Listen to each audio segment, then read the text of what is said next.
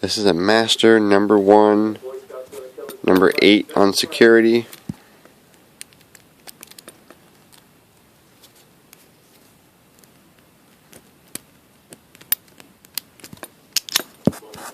And that's how long it takes to open a number 8 master lock. That didn't take long. No. And just to show that it's not a fake lock, there's it locked. Here's the key. Here's the bit on it.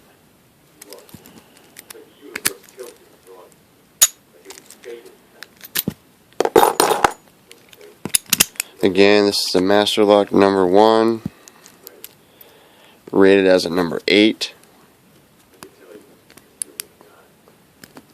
And I don't know if I was you, I would not call this an 8.